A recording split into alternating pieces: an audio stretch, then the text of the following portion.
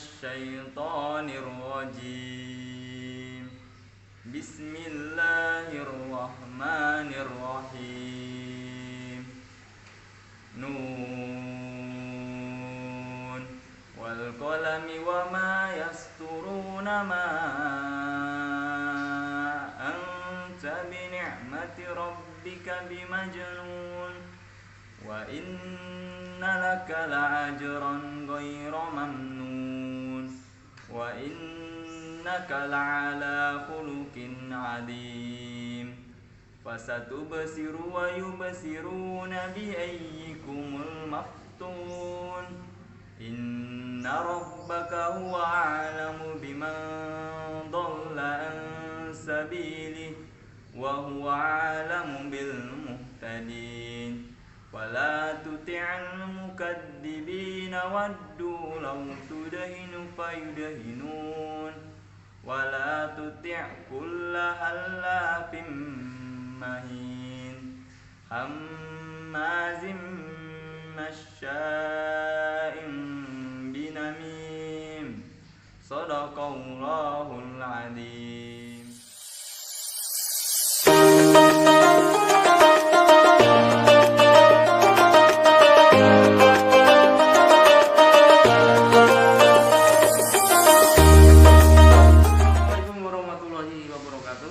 Teman-teman semuanya, kembali lagi di channelnya Mas Andi Temburo channel asli Temburo, bukan kaleng-kaleng.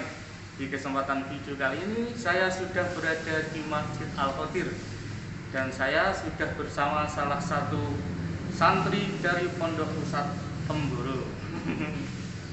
Baik teman-teman, di kesempatan video kali ini saya akan tanya-tanya tentang profil beliau. Ikuti terus video kali ini, tonton sampai selesai. Jangan lupa like, comment, share, dan subscribe. Assalamualaikum warahmatullahi wabarakatuh. Perkenalkan, nama saya Muhammad Rizky, ya. Nama gantengnya yaitu Abdul Rozak Al-Mahmudi. Ke Temboro sekitaran tahun 2016 lah. 2016 kesini dikarenakan ya paksaan Ustadz cabang. Ya kesini ya awalnya itu gara-gara dakwah intinya.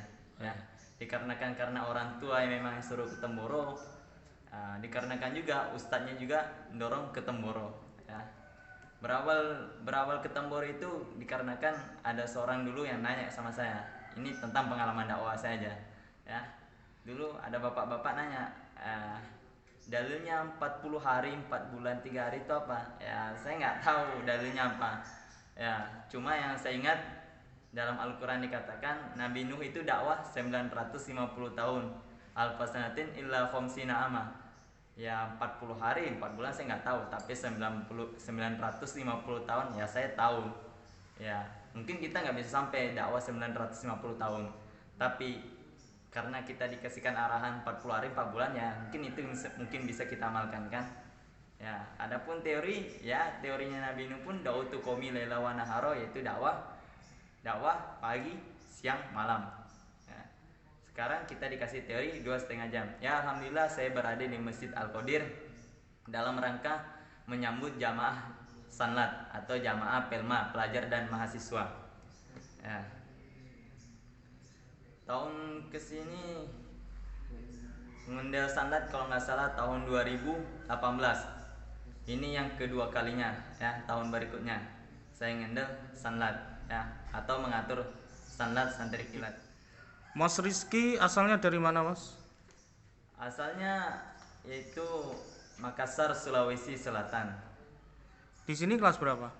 Alhamdulillah di sini sudah sekitar kelas 8 berjalan lah. Kalau hafalan sampai juz berapa, atau udah sugro atau kubro? Alhamdulillah sudah sugro. Udah sugro ya. Di Pondok Trangkil? Iya. Di Trangkil. Kalau Mas Rizky di rumah berapa saudara? Di rumah ada 5 bersaudara sekarang. Masya Allah. Terus orang tua udah ikut keluar berjuang di jalan Allah, ikut dakwah? Alhamdulillah orang tua sudah 40 hari. 40 hari, alhamdulillah.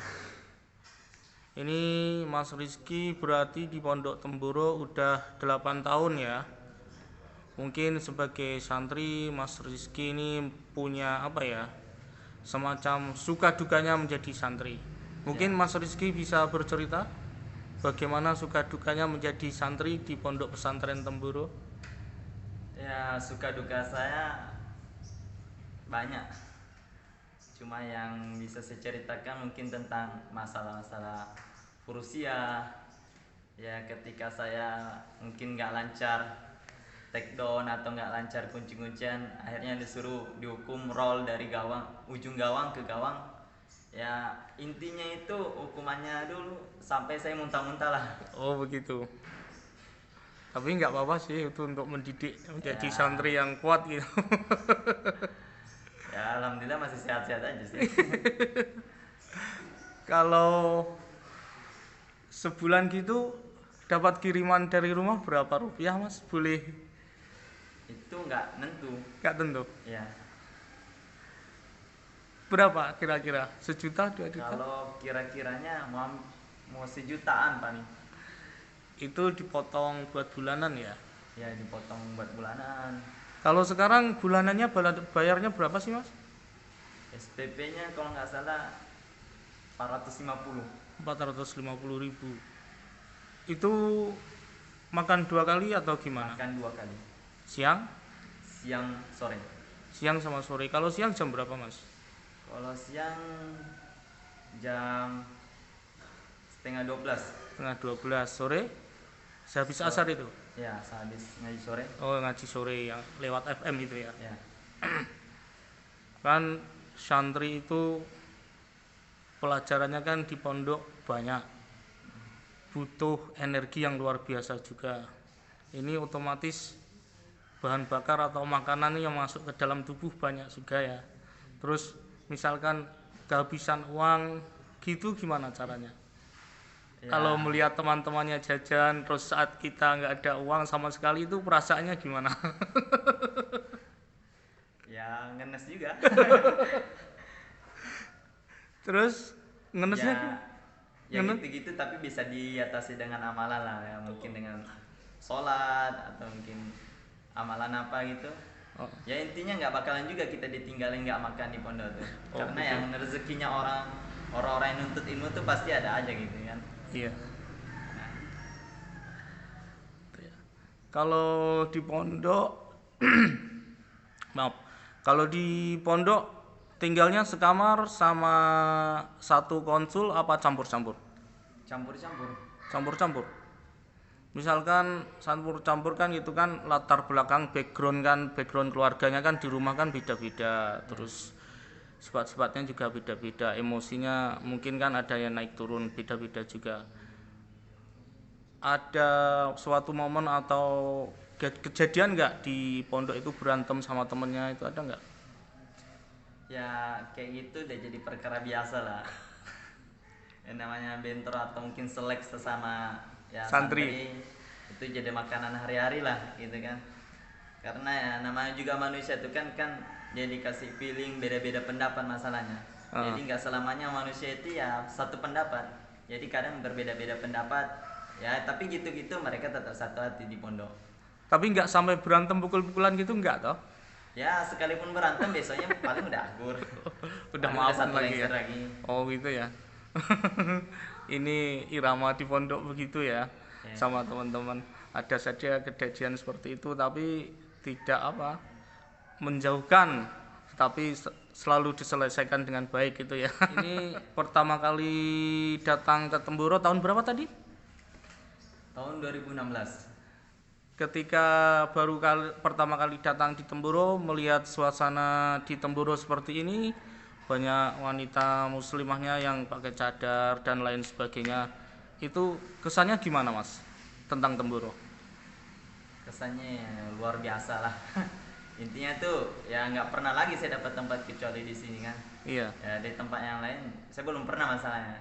Satu-satunya tempat yang nuansa Islamnya itu agak sempurna ya di Temboro ini. Itu pun pas saya datang ke sini dulu yang ngantar saya ngurus saya sini tuh dulu Ustadz pondok saya. Oh gitu. Nah, Ustadz tuh dulu pernah ngomong sama saya. Itu yang tukang-tukang ojek yang ngantar kau tuh yang ke pasar atau itu yang pernah keluar-keluar 40 hari, bahkan kartun-kartun 4 bulan.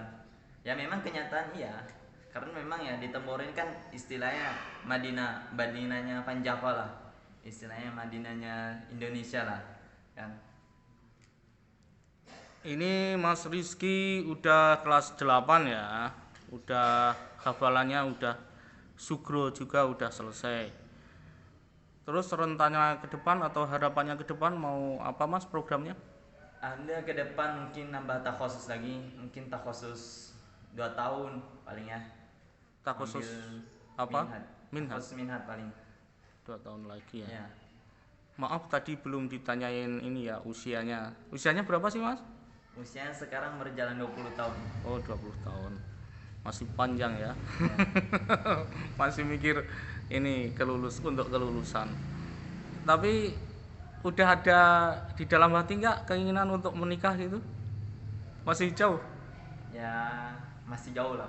Target usia menikah? Usia berapa? 24 25. 25 ya. Ya. Sunahnya Rasulullah.